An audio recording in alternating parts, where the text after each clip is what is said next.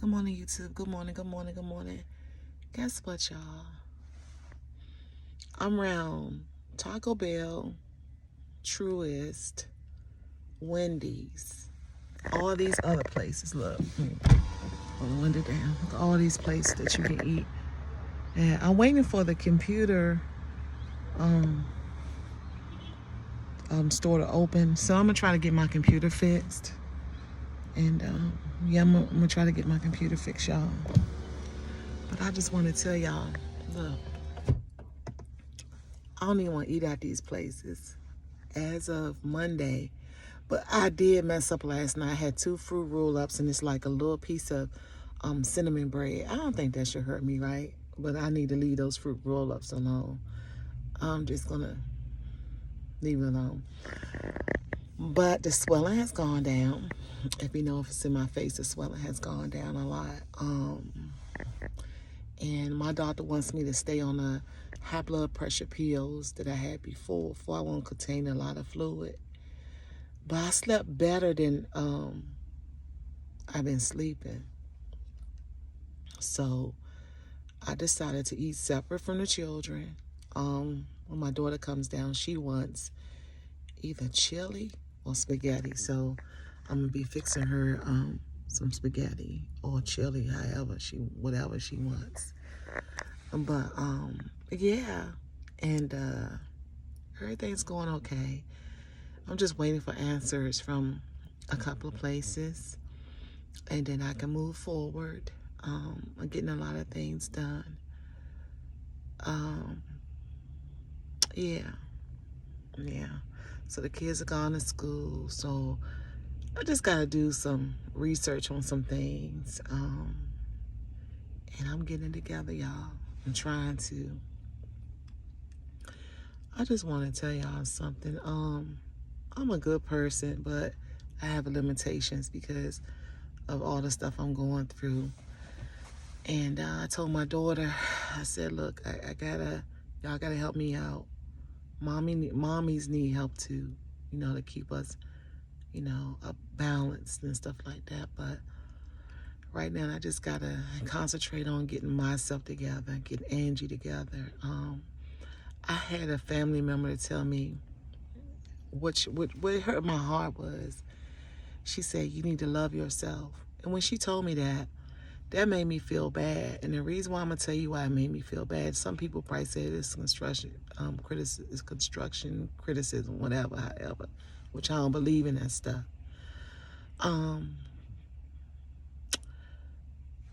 When you don't know how hard that person worked on themselves, you gotta be very careful and selective how you say things to people, because you can really hurt their feelings. And just at that little small period of time, my feelings was hurt because she didn't know how hard I've been working on me. She didn't know how hard I've been working on myself. I've been working on myself very hard. And that's not always easy, y'all. It's not, especially when you've been in a dark place. So, y'all just don't know that I was in a dark place. At one time, y'all, was so bad that it was taking over my mind. Like, my body was like shaking. I was nervous. Okay, for a prime example, I have this little thing. It's a pulse. And it's a pulse up. And basically it tells you your oxygen level. It's the oxygen, what you breathe and how you breathe in. And it tells you your heart rate. So I will be there in my bed. Now, when you walk and your heart rate goes up, it goes up.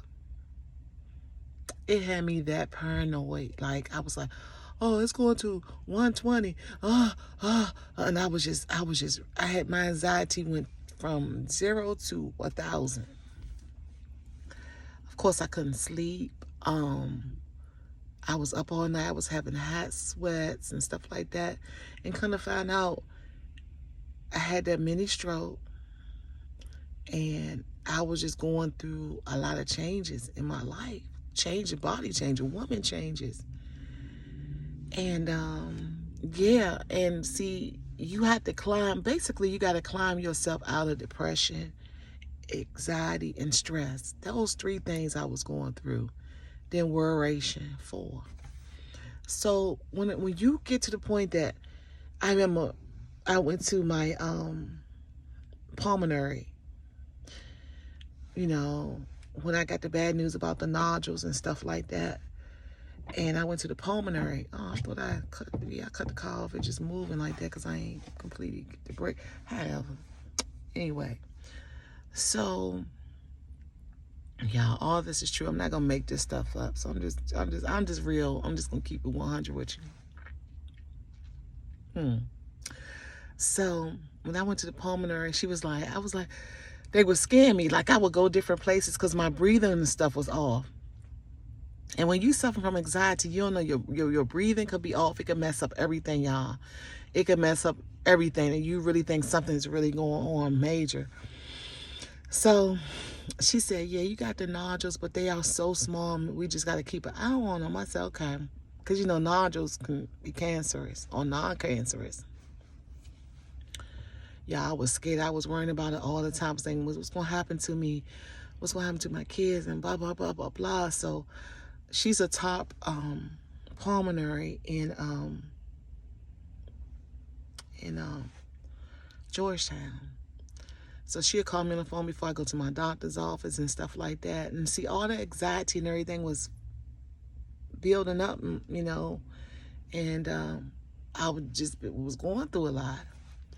So she told me, she said, you were one out of such and such might have those. And then I was reading on them, and then I had ran across this YouTube video, and this doctor was in there. He was like, just because you got these things, that don't mean you have cancer and stuff like that. He said sometimes they go away. And then he said, what else he said? He said, yeah, he said sometimes they go away. He said, and he said it's not necessary. You know, you don't have to, you get them checked out every once in a while. He said, but just because you have them, that don't mean that you have, you know, cancer. And the way he shook his head, I felt better. After the way he shook his head, I felt better. Like, dang, you know, I mean, he's making sense, you know. And so I got sick again. I was feeling kind of like something was going on. I mean, y'all just don't know. This was in the mid of COVID too. This was in the mid of COVID. So I went to this place called Boyd Health Center, and I went out there, and the man he leaned over to the bed. The second doctor leaned over to the bed and was like, because the first doctor gave me the Z-Pack, and she told me what was going on. She's like, well, I'm going to treat you for it. And then that's after I saw the pulmonary. And then after that, I started seeing the pulmonary, excuse me. And then I went to the other doctor. He did the same thing she did. And so that concerned me. So what I did was I would keep going to that YouTube video and to listen to what the man said and see the expression on the man's face to get some type of confirmation and feel better.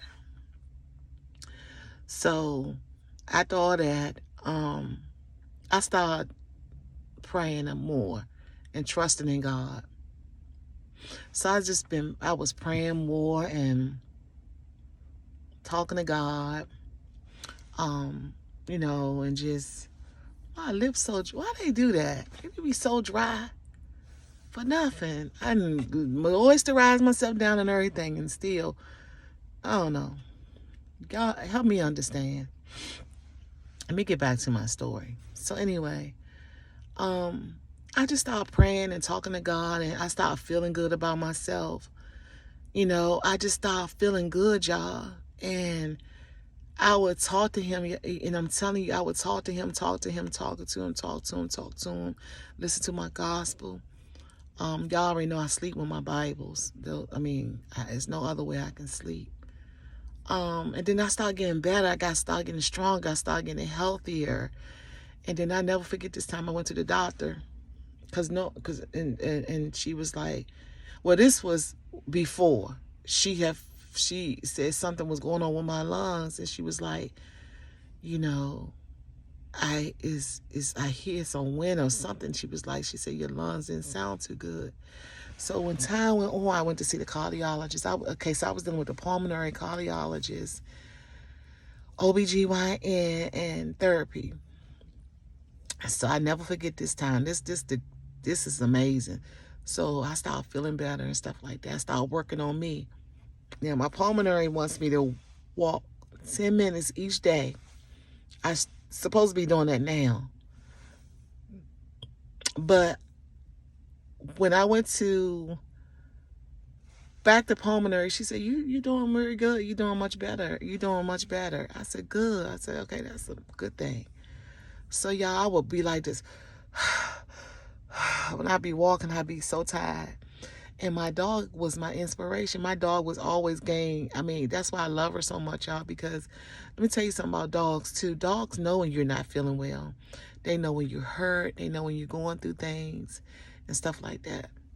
So I'm sorry. I'm sorry, y'all. Somebody was calling me. And I started walking. And now when I tell you that it was better, it got better, it got better, it got better, it got better. Each time it just got better. Let me just take this call out. Okay, sorry. So it got better, y'all. I mean, it was cold outside. It was hot outside. And then it just went on for months. So the cold, the nice weather, then the hot weather, I was still going out every day doing my 10 minutes. And it also helped with my weight and stuff like that too. And you know, your weight plays a part on your organs, so that's why I said I can't even eat at these places like this, because it ain't gonna do nothing but in the road of destruction. So let me tell you, so I started feeling better, and then I went to the doctor that time, and I never forget, I was just so happy, I almost bust in tears. She's like, your lungs sound real clear. So I went to another doctor, MedStar, because I wasn't feeling too well. Yeah, your lungs sound good and all that stuff. So yeah, so my testimony is that people always say stuff. They don't even know what you went through. They haven't even spent the journey with you. They don't know what you've been going through. They don't know you know, where you been. They just know you for who you are. They know you because they probably know you as a child or a teenager. So they thinking that you already had some little issues that you felt about yourself. So they judging you as you get older. You can't do that because you never know what that person went through. You never know. So you got to be very careful and very selective of how you approach people, how you say things to people, because you don't know what their journey was. So I hope this can help somebody else out when people tell you you don't love yourself. I would never tell somebody you gotta love themselves. You gotta love yourself, because loving yourself is getting up, taking care of yourself, and doing stuff for yourself. Don't nobody want to sit in the bed all day. Loving yourself is cooking yourself a good meal, or getting dressed, taking a hot shower, hot bath. That's self-love. People think it's taking care of yourself, but some people can't do that. Some people wheelchair bound, bed bound, they can't do those things. So when we got the ability to do those things, and we got the ability to get up and go wash dishes and stuff, other people don't have to do that. Can't do that. And so you're right, some of them don't have to do that. They got people doing it for them. But you don't sit up there and criticize people, because you never know what the other person's situation is. Let me tell you something about me. I help a person to a certain extent. Now, I know my cutoff time, because I know what it'll take me back. It'll take me back to a dark place. But when she told me that, I was hurt. But guess what? The devil comes to you in all types of body images, anything. It could be something on TV and just throw you off. But I had to think about it. Like Denzel Washington told Will Smith, at your highest high, that's when the devil will come to attack you. I would never thought this person in a million years would tell me that I don't love myself. You've been there with me through my flaws, everything. Then I had my ex tell me, you got to look at yourself before you know. So let me just tell you that people would say anything to just to bring you down, just to bring you down. But I learned, and then I know life goes on. This is my life that God gave to me. So I got to embrace it. I got to embrace this life that God gave me. It's not for me. It's not for my brothers, my sisters, nobody. My parents are gone. Bless their heart. So if this can help somebody that's going through any medical conditions and stuff like that, y'all, I'm telling you, I used to be in the bed with ice on top of my head. I would go to the store with Ziploc bags, and I would fill them with ice and put them like on the back of my hand and wear a scarf. That's why I love scarves. People don't understand. Scarves are a form of protection too. That's why a lot of Muslim women, they wear scarves for a form of protection too, and all that stuff, or their hair not to be recognized and stuff like that. But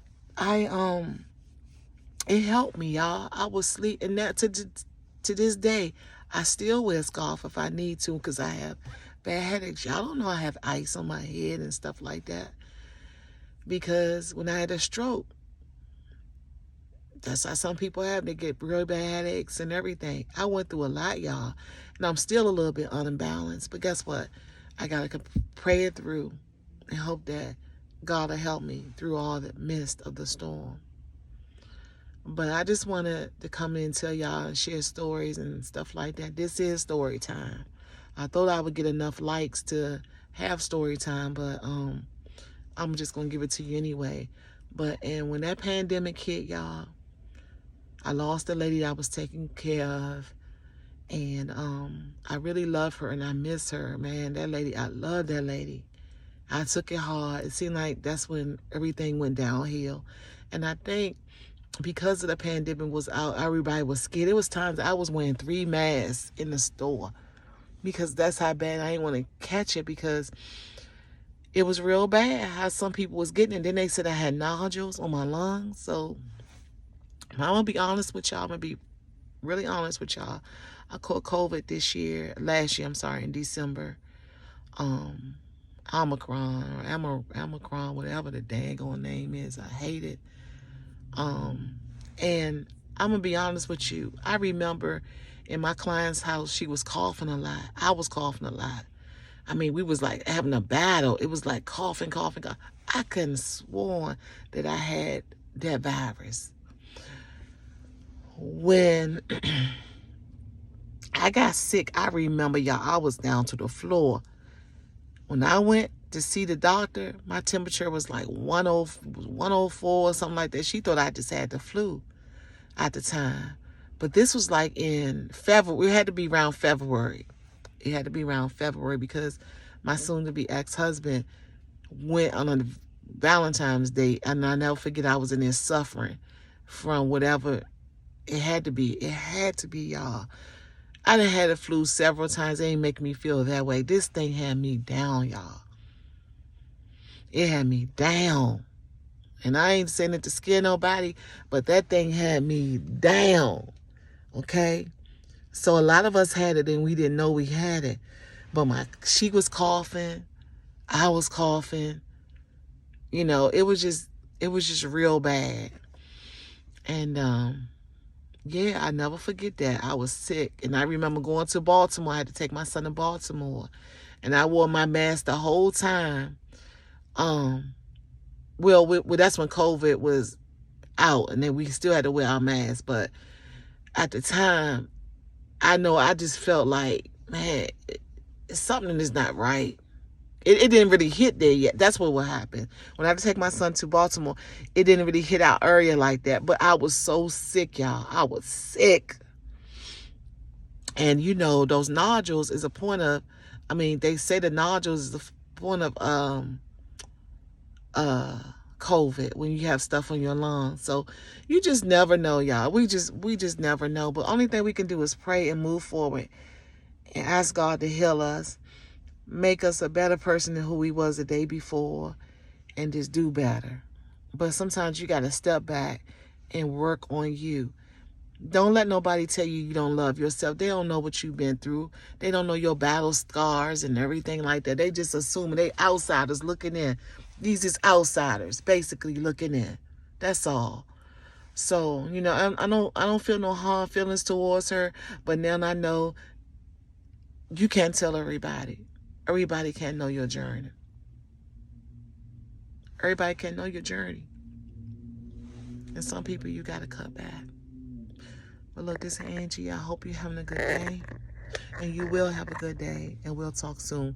I'm going to go out here and see. Let me see. Oh, I can't turn it down now.